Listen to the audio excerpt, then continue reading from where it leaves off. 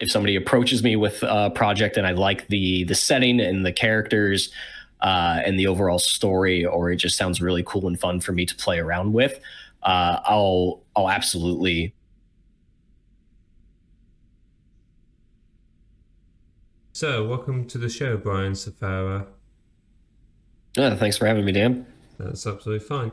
So, what was the thing that got you into voice acting, or just voice or vocal work in general? So it's a bit of a long, weird answer because I do get this one a bit. I did theater for most of my school career, so primary school all the way through high school, and then on to college. I continued to do it.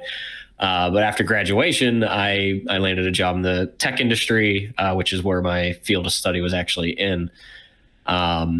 And after a few years, I just sort of started to miss acting. I started to miss theater, but I didn't really have the time commitment to go find a community theater. And around the same time, I started to get interested in tabletop role playing games like Dungeons and Dragons and things like that. So my wife and I started to get into that. I found some friends that were interested in the same things, and that was sort of my avenue into, to start acting again. And then right around the end of 2019, 2020, when COVID started to rear its ugly head and things started to go in lockdown and get isolated, I sort of made the decision of like, you know what, I want to try to actually take this seriously and do voice acting, because I always loved to do like accents and funny voices and stuff like that. So I was sort of doom scrolling through Twitter and found a post from a prominent voice actor, Steve Bloom, who was doing his own sort of class structure for upcoming voice actors.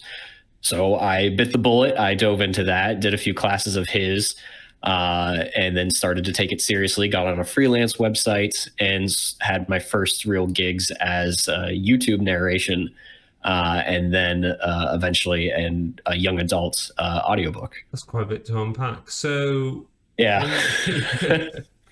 So, could you explain who Steve Bloom is for those who don't know? Yes, Steve Bloom is a fairly well-known voice actor in the United States. Anyone who would probably be familiar with his work but not know him by name, he's the voice and the host of Toonami on Cartoon Network Adult Swim. Wolverine and the X-Men was a big one for him coming up. And you've probably heard his voice in the background of a lot of Star Wars films and some of the animations, various stormtroopers in the background. And I think his last Star Wars animated, like as a main character, was in Star Wars Rebels. And I am blanking on the character name. And I'm going to have a fan base yelling at me now. Does he also do Baraka in Mortal Kombat? He might have. I think his other big one that sort of like was his big break that got on was Cowboy Bebop. Oh, was it? Yeah. So you took inspiration from Steve and then did voice narration for other YouTube channels. What's it like to do that? Because you've done quite a few for 1 Minute Animals, Techno. Where did I write this down? Yeah, Techno Freak, Rev Minute. What's it like? Because it's not your channel, you're just contributing to them. Yeah, so I'm basically just the faceless voice for the channels. Techno Freak and Rev Media were my first ones, and that was the same person had those channels. They just made various content to just try and specialize throughout. The way that worked mostly was they would just hand me a script. I would go in my booth, I would record it, edit it up, touch it up, and then send it off. And at that point, I didn't know what it was going to look like or sound like until I saw it out on YouTube. And that's still pretty much how it is. But it's interesting because of YouTube content is everyone's going towards shorter.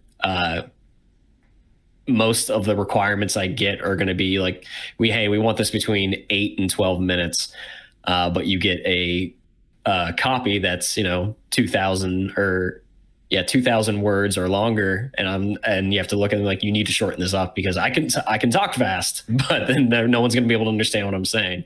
So there's some back and forth with that, but it's a lot of, you're in your own booth, you're in your own head, and you just sort of record and you do what you think people are going to resonate with and respond to, especially when they're listening, because I don't know what sort of visuals are going to be on screen or anything like that. So that's sort of the difference in a lot of instances. In other forms of like voice acting, like take animation or something, you'll probably have like a director and who will actually work with you as you're recording. So for the most part on YouTube, it's a lot of self-direction and just throwing darts at the wall and seeing where they land. So you don't get any input with the final outcome. It's just, here's the script, please read, edit, send it back. Okay.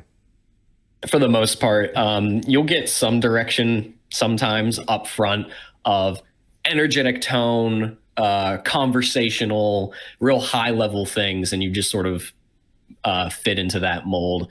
But you won't get like a direction on when we're talking about, take 1 minute animals for instance. If we're talking about a cheetah, we don't get to that level. It's like we want you to be real serious, like a hunter on a prowl or something like that. It's just a general sense usually. Oh, so kind of like a one character sheet, and then yeah. So you've also you mentioned about audiobook narration. I listened to I can't say the second name, the Arduino, that's the Arduino paradox. How did you get into those? Because you've done a few others as well. Yeah, audiobooks on the freelance website that I work off of mostly. I had auditioned for a young adult audiobook. It was a fantasy novel. It was 2 authors working on it, and I got to work really closely with them. And that was really where I got sort of my foot in the door for audiobooks. And it was a lot of fun because there was a bunch of different characters. I got to play around, try different voices, try different perspectives, and also work on narration. So I learned a lot from that. And that was Maverick's Endeavors. So that was the first one I ever did. So if you go to listen to that and then go to listen to my most recent one, you're going to see real big differences, starting with audio quality, because I swapped out microphones, I changed booths and everything. So, but yeah, I got started through the freelance website and got to work real closely with the authors. And that's an instance where we sat down together and we discussed, what is this character like? Describe them for me. What sort of vocal tone are you going for? Are they serious? Are they a sort of a class clown? And what's their age range? What are we kind of looking for? And you'll get things like they call vocal profiles, like where we're thinking of like this type of voice or this person, like a prominent actor or something like that.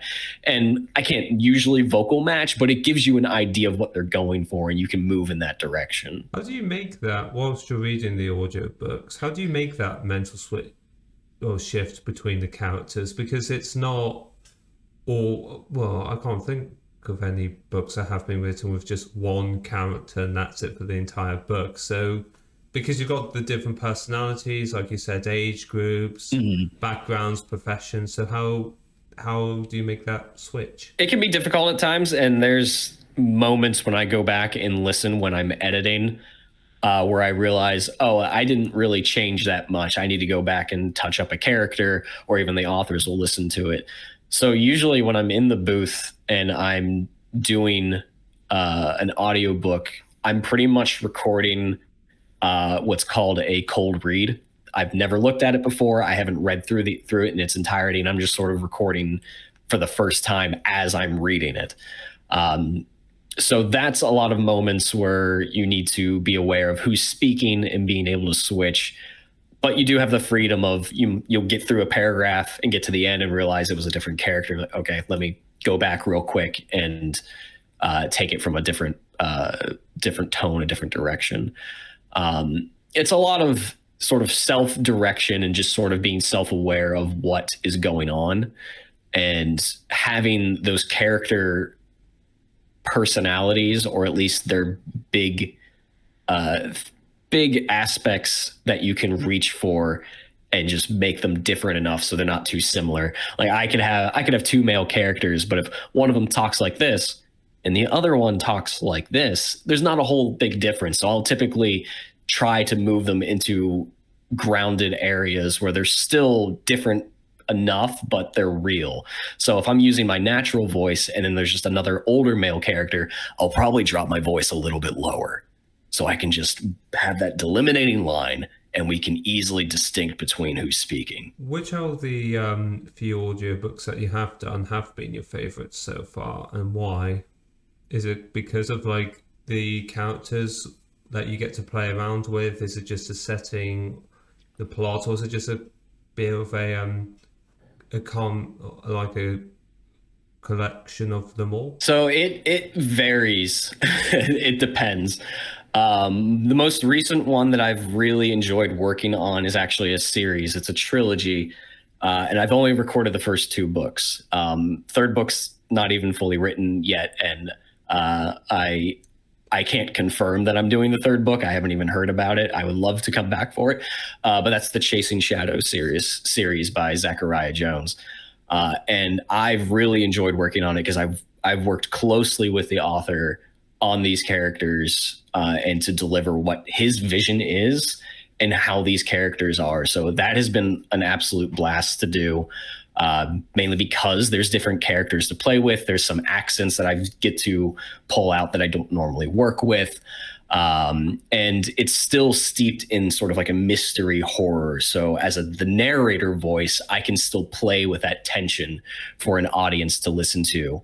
And be able to still drive a sense of suspense and fun while bringing in characters that sort of breaks up just sort of that not monotone, but sort of monotony of a narrator just being there and telling you what's going on. You can sort of show with the actual characters having a conversation or even reacting to what's going on.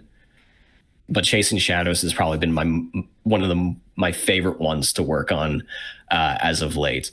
Arduino Paradox was great just because it was sci-fi and it was something new for me.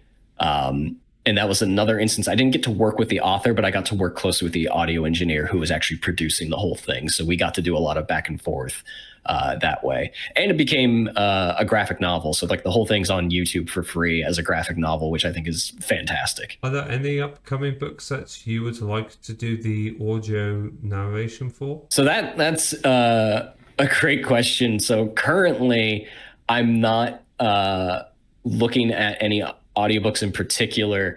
I go out and look for auditions from time to time. The thing is with audiobooks is they take a long time to do, especially depending on the length of the book.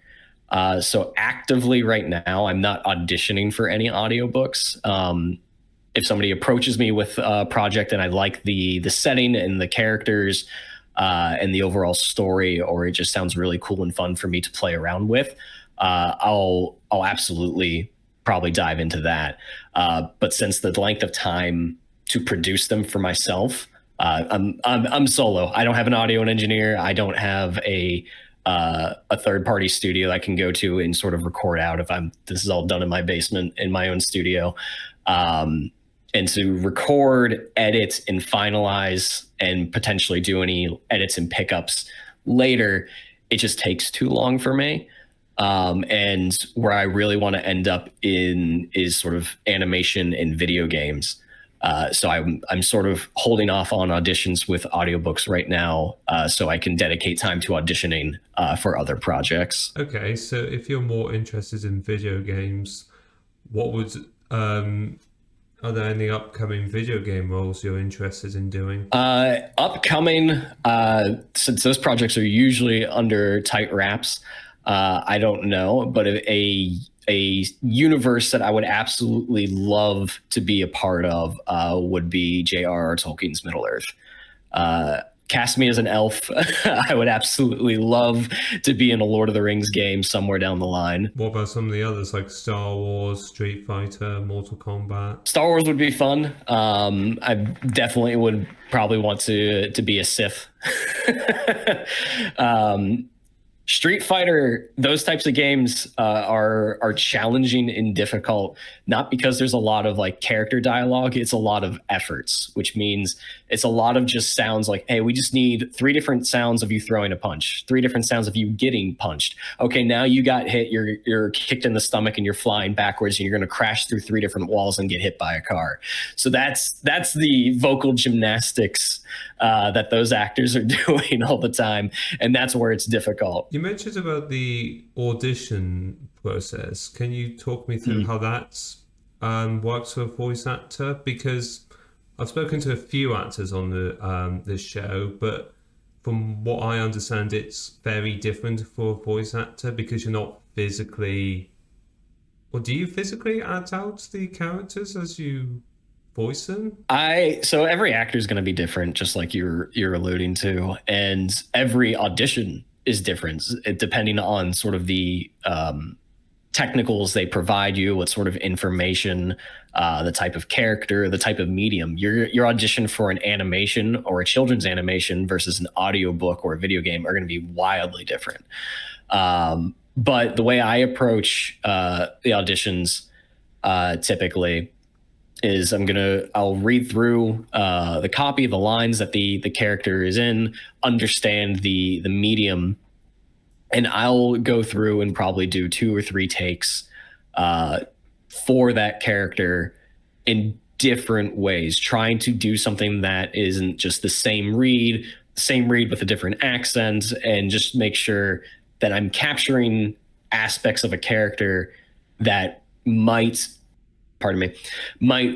show up somewhere within the project. It might not necessarily be somewhere in that scene, but we have to fill in a lot of gaps. So we'll be going towards certain emotions that will play out, and how it all sort of plays together with other characters, other aspects of the game. Depending on the copy you get, especially if there's other characters to audition for, they might not be characters you're auditioning for, but they might help your audition. If you read through that copy and it feeds that character or it references that character, it can give you sort of an idea of how the world interacts with each other, essentially. Would it be the case if you don't get the character where they might also give you a role for a different character because you might fit that? Okay. Yeah, I mean, that's totally possible. It ultimately comes down to the casting director and what they think you might be good for. But one of the main things to always take away an audition is your goal is to do something that's memorable, something that stands out. So there's many an instance where you might make a choice in your audition to take it a different route, and they'll listen back to the auditions and they might go, that doesn't work for that character, but that might be perfect for this one over here. That happens all the time. You'll get casted for something you didn't audition for necessarily, or you might have a casting director who might hear it, likes it, doesn't think it works for the project, and they'll keep you in mind for a later project that they're not working on quite yet. Do you have any direct communication with the casting directors, or is it just not really? Very rarely. A lot of indie projects, you might have direct communication with casting directors, but a lot of your big projects, you're either going through an agent or a casting agency, or you're just submitting to a roster and just waiting to hear back.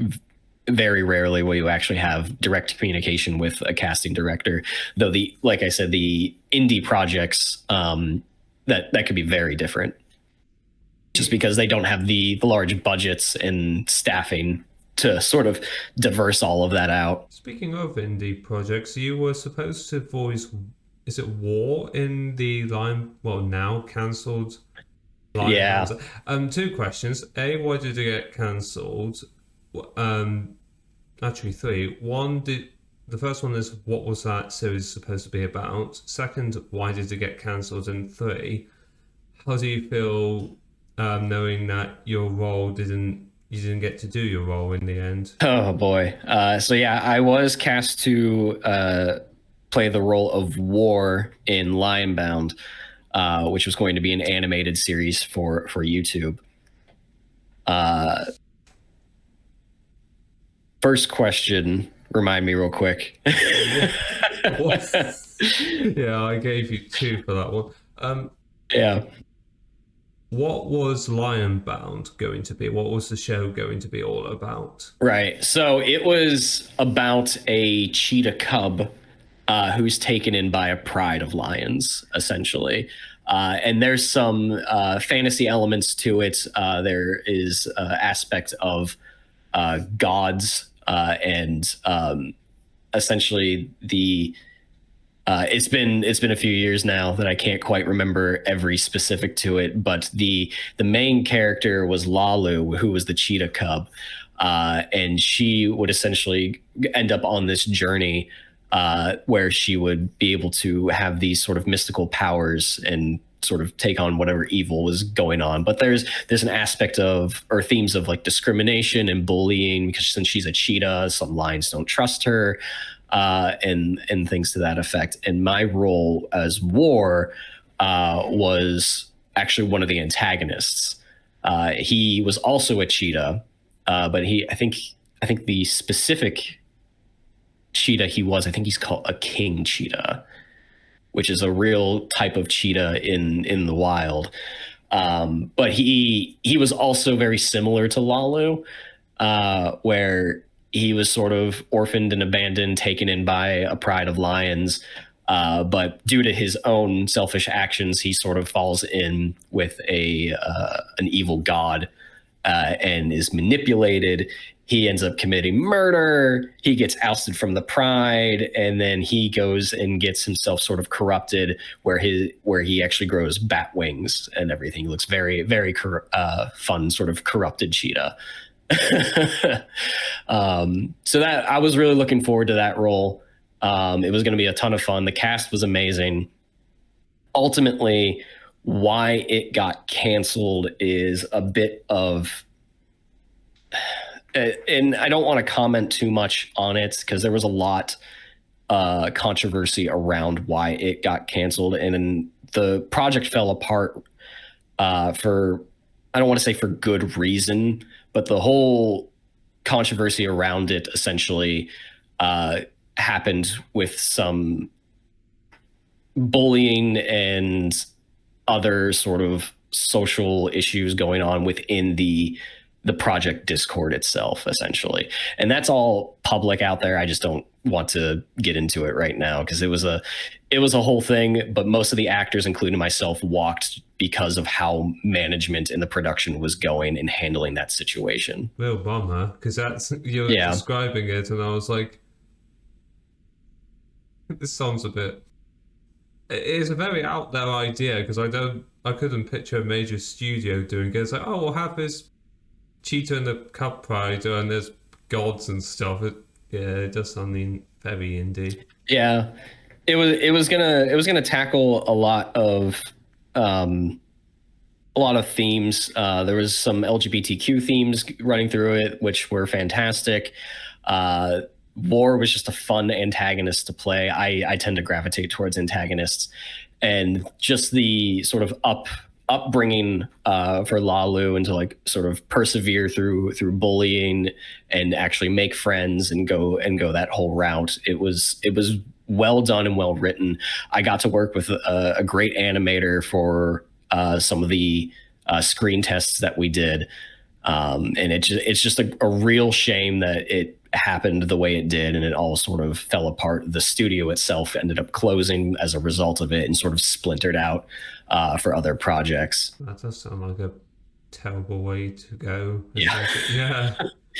Yeah, it was just a poorly handled situation, and ultimately it was a situation that should have just never happened. So what happened to you afterwards, if you don't mind sharing that? Yeah, so I walked from the project along with several of my fellow actors, and I essentially just moved on, went to the next project. And that's the thing with acting, is that it's auditioning is the job.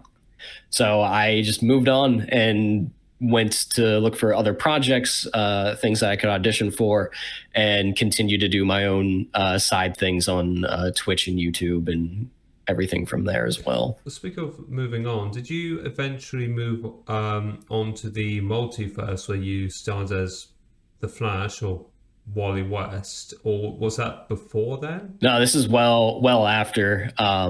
Wally West came up this past winter. So there's a Immortalverse audio drama written by Matthew Dawson, who's sort of breathed new life into the canceled Mortalverse DC project that was canceled years ago.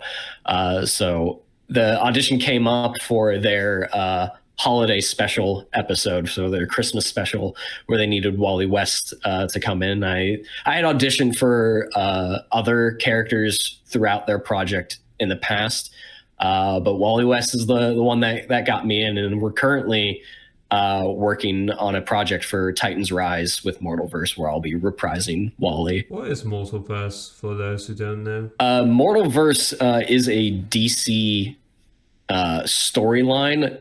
I'm not terribly familiar with the original project, but much like every comic book series ends up having a different story timeline. Essentially, Mortalverse was one of them. So I think there's like the Flashpoint series, Dark Knight, Injustice, and Mortalverse was another one that they were starting on, but it was ultimately canceled.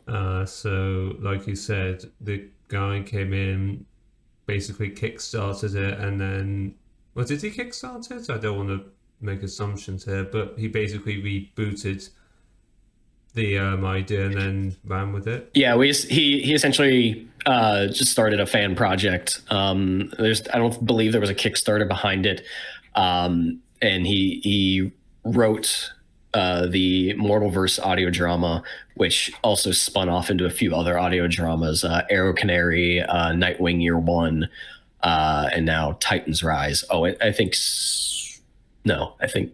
that's all of them right now. You also mentioned that you've been doing bits of Twitch streaming. Is that purely a hobby thing, or is that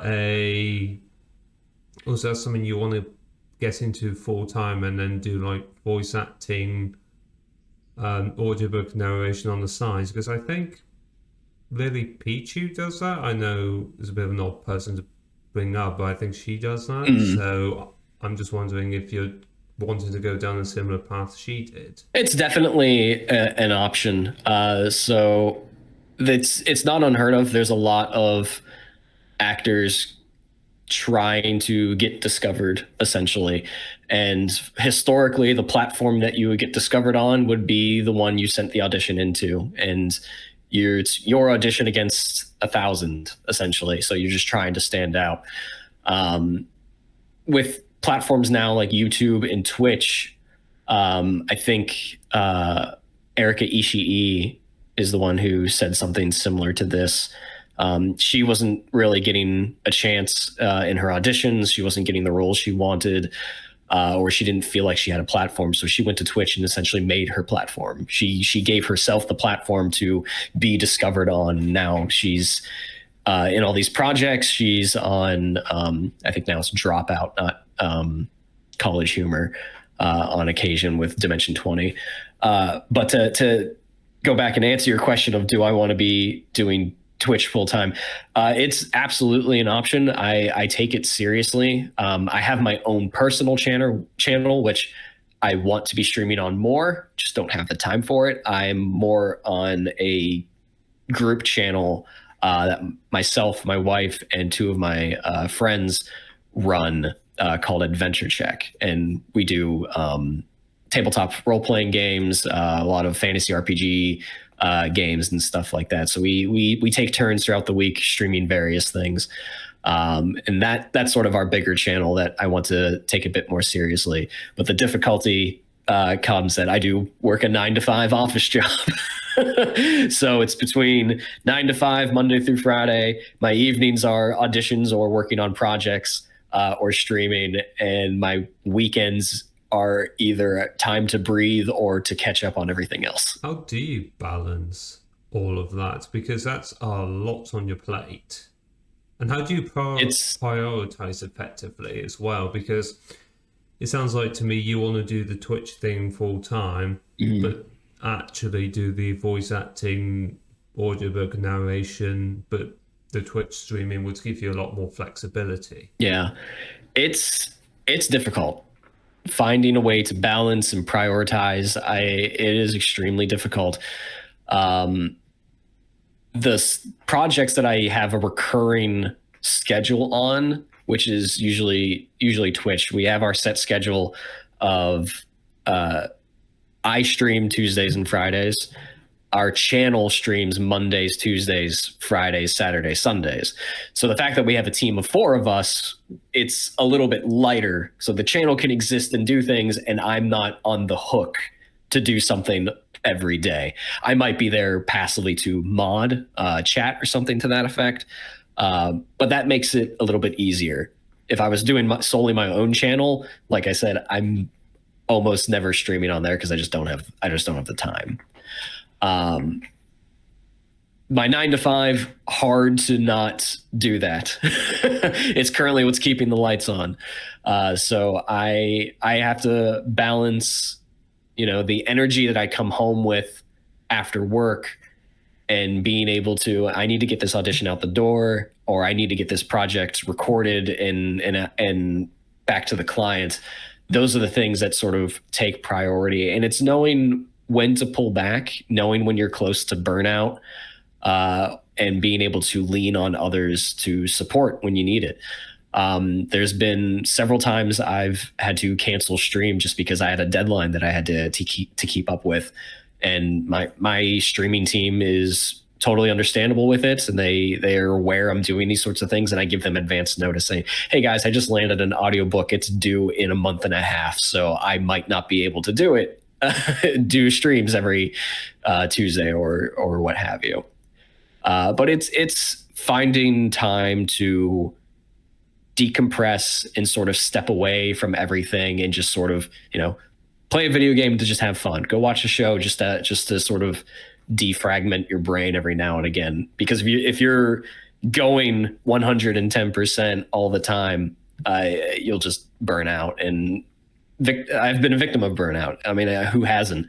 And it's just, having that support structure in place to just try and keep you on task every now and again. Do you listen to many audiobooks yourself so that you can understand what makes those work and what doesn't, so you can transfer what you like and don't like into? Okay, and what are some of your favorite audiobooks? I would say I don't listen to near as many as I probably should.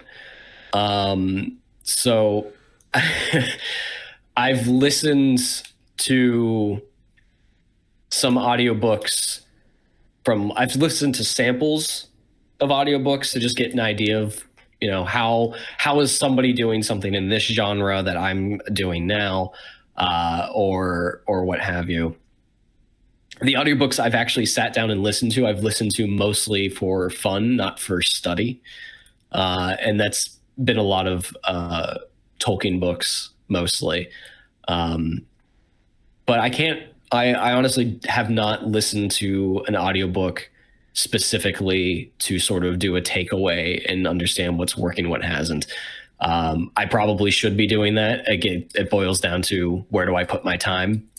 I really don't have a favorite one I've listened to for that purpose. Okay, that's quite interesting. What's your opinion on the audiobook industry? Because from my point of view, there only seems to be one place you can go, and that's Audible, because there's just not really any other competition. Sure, you've got iTunes, but let's be honest, that's only really exclusive to Apple products. So I've only really personally found 1 or 2 ways you can get audiobooks. The first is someone pirates it and puts it on YouTube. Now, whether or not that's ethical, legal, to the audience, I hear all that, but that's the reality. Or second is the author will give it away somehow. Whether I've seen one, I couldn't find it. I had to look for it yesterday. Where they put it on their website, or they have it like a QR code in the back of their book, Do you think that's a Oh, okay. case where Amazon's got like a monopoly on the audiobook industry with Audible, or is that just me being a bit, yeah. I from what I've noticed, Amazon is definitely the big one for Audible. I mean, that's where most of my auditions come from, is through ACX, which is Amazon's Audible platform, essentially. So I think there's just a lot of eyes on it. So everyone knows it. It's easy. I mean, if you needed to order something today, you go to Amazon because I'll get it tomorrow. It's quick. Everyone knows it. Um, I like you said, iTunes has it, but that's also sort of very niche. You could make arguments. Apple themselves have a bit of monopoly. I think they even got a lawsuit over that recently, if I'm remembering correctly. I believe Spotify, because Spotify got into podcasts over the last few years, and I believe they started to do audiobooks as well. But there was some controversy around that due to terms and conditions. With all the AI stuff blowing up, which is a big deal in acting and voice acting in particular, and just the creative and artistic space. And this might have changed since the last time I saw it, but originally the terms and conditions, if you were to post your audiobook on Spotify, you were essentially agreeing that they could make derivative works of your creations, so the characters, the stories, the universe, the world, that they could just, we essentially own this now. Thank you. There was a big uproar over that. So it's still sort of pointing towards, if you want an audiobook, you go to Audible, essentially. I think there would be a good place to sort of shake that up for the industry. I don't know who's right to do it. I think the direct to customer, the way the authors could do it, either via QR code through a website and just sort of like it be available for download. I think that would probably be one of the better options, honestly, because that's how a lot of independent creatives do it today. It's like, if I can't get onto a platform because all these platforms have fees associated to them, they can't afford it, they'll just do it on their own through like Ko-fi or Patreon or something like that. You mentioned about AI and just acting in general, and I thought about that because I know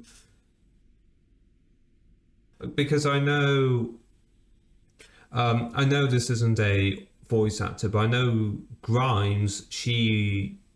What she did, this was quite interesting. She released 2 albums, I think, on Spotify. One of her music, and then an AI version using her voice of what other people had done. And I bring this up is because it's just so easy to copy and paste someone's voice with AI these days. I mean, there was a case I heard it was with a video, but it was with still using AI, where a teacher in America made a video of the principal saying a bunch of racist and inappropriate stuff. The good news was they figured out it wasn't the principal, it was this guy, and he got in trouble. But it just shows how easy it is to just copy and paste. And it's a little bit tricky with video because we're still working out the kinks with that. But I think it's safe to assume we've really got it down with the voice. So what's your opinion on that? Well, so I guess I'll draw attention to the shirt I'm wearing today. Is I am not a robot. So very applicable. Beep boop. Yeah, exactly. It's gotten incredibly real and incredibly scary for actors in particular, artists in general, songwriters, singers, voice actors.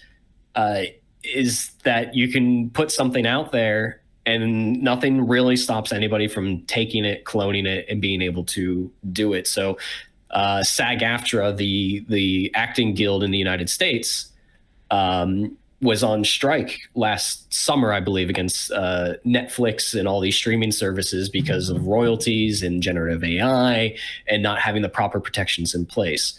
One of the organizations I'm a part of, which is where this shirt came from, NAVA, National Association of Voice Actors, has been going to Congress in Washington, D.C., to raise awareness and try to get legal protections for creatives against artificial intelligence and Gen AI. So it's incredibly dangerous. Nava actually provides a writer for contracts for actors for free to add to provide to clients to basically have them sign saying we will not use your work to make derivative copies, or it's your work, all that. The trick is, if you want to use AI, that it needs to be owned. The results need to be owned and controlled by the original source. So if I was to go out and do an audiobook or do a recording of my voice and have that be copied by AI, I should be the one in control of that, not anyone else, essentially. And there's greater dangers and threats when it comes to Gen AI. And don't get me wrong, Gen AI is an amazing tool. But that's what it is. It's a tool. My background from college and my 9 to 5 is I work in information security. So when you're bringing up that somebody made a clone of a voice as a teacher, as a principal, that's a big social engineering thing, and there's a big awareness around it, and it's extremely dangerous. And it's just a matter of being able to be aware and sort of keep your emotions in check and ask the questions: is this getting a rise out of me? Does this make sense? Would this person be saying these sorts of things? And do I have the ability to verify if this is real, essentially? Because now we're getting to the day and age where it's hard to trust anything. Yeah, it's kind of, no, it's just essentially poking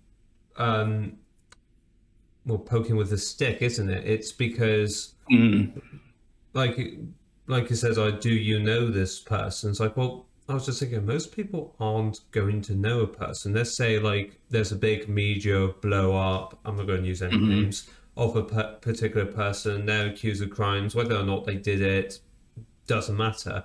Most people aren't going to know that person.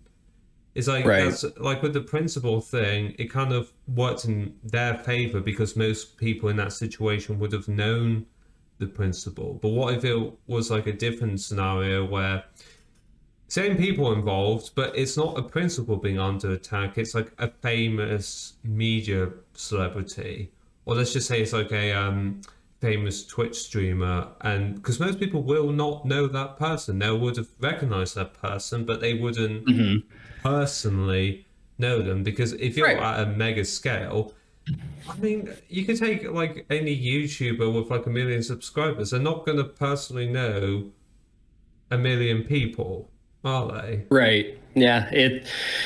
It's difficult and it's hard.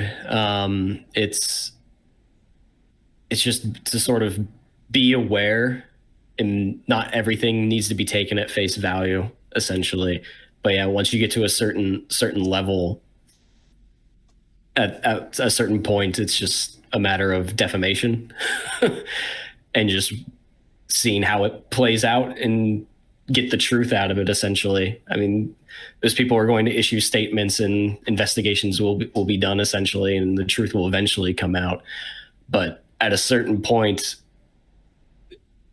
reputations get damaged, trust gets damaged, and depending on where you're at in your career or in your life, it might be hard to recover from something like that. I think it's definitely going to shake up the landscape in that regards with the whole trust, because okay, I'm just going to say his name and I don't care if anyone gets upset. That's something Andrew Tate says. Yes, I know, big controversial guy. Yes, I'm all aware. But he actually said that where he says, well, the problem with AI is no one's going to trust anything anymore. And like him or not, he's right. Yeah, it's so going back to sort of information security, because that's what I work in.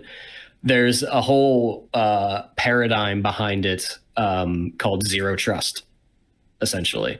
So when you have a network of computers and you're in there trying to making sure it's secure and all the traffic going through and looking at how people are using their computers and the internet. Once upon a time, it was, oh, if it's inside here, we can trust it, it's safe. Now it's to the point where no, we need to assume everything is malicious, everything is uh, not as it seems. So it's now zero trust and verify. So verify that it is what it is before you just make blatant like allegations or anything to that effect. It sounds like something what we've got in the UK with discrimination. It's like you're guilty until you prove it. You can prove yourself innocent. It's the same. It's the same thought process, isn't it? It's trust nothing, assume it's bad, and then figure out if it's good. Yeah, there was a few years ago the paradigm in information security was trust but verify. So we'll assume what we're seeing is benign or it is as it says it is, but let's just go and verify with the user or the person or whatever that we're correct.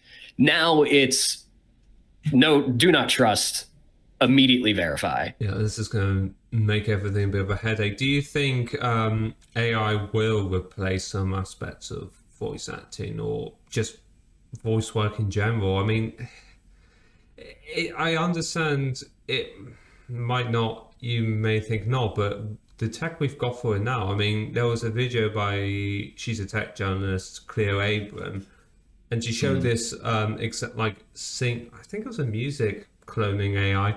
They had she had Linkin Park singing the Pokemon theme song, and it sounded exactly like. Oh, okay. Yeah, and I'm just thinking, it's like, yeah, it sounded so. I was like, perfect. Yeah. Yeah. This is what I mean. It's like, do you think that's a possibility? Is it a possibility? Absolutely. I can't sit here and say that it's not going to change the industry. It's absolutely going to change the industry. It's already changing the industry. What's important in what we control is how does it change the industry? Do I want it to take over and have it being the one doing all the voice work? Absolutely not. Where do I see that it might have value? Because it can absolutely have value in all aspects in all industries. Where I would like to see it get used in sort of voice acting industry, if I was told you can't avoid this, it needs to affect it somehow, some way, I think it would be good for early storyboarding where you haven't quite decided on the actors, you haven't decided on, what these characters are going to be like. But we need something to demo. We need something to showcase in order to get funding, in order to get our pilot episode out or something like that.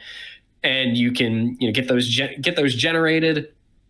And by all means, honestly, if you're thinking that it's probably a financial decision at that point because you're either can't afford the actors or the actors don't want to work for free. And there's plenty of reasons why actors will do free work. They either really are into the project. I've done free work, but I think that's somewhere where AI can sort of help out studios real early in production and in development. And as you get further along and actually get to the casting part, that's when it should start going to the wayside. With or without AI, what are some of your upcoming projects that you can talk about? So right now I am working on Titan's Rise with Mortalverse. We're in the middle of production. We're on a brief break right now. Some of our people are out on vacation, so we're holding off on that. But I don't have any sort of release date. I'm not privy to that information, but that is been a fun project that I'm currently working on. Still working with 1 Minute Animals, and other than that, mostly just on Twitch right now and looking for auditions. Keeping an eye out for video game auditions. I've got a few that I actually need to knock out this weekend, so I can't talk about them. Yeah, I think that's pretty much where I'm at right now. Nothing being released coming up. The most recent audiobook that I have released, which is on Audible now, is Chasing Shadows Convocation, which is the second in a series. Bryan Sfara, everyone, where can people find you if they want to learn more about you? I mean, we kind So of the easy alluded to it, but Yeah. Easiest place you can find me is my website, sfaravo.com, sfaravo.com. That will pretty much link you to everything under the sun there. thank you for watching. If you enjoyed that episode, then we've got the entire playlist here. We've also got clips here. Subscribe for more, and I'll see you next time.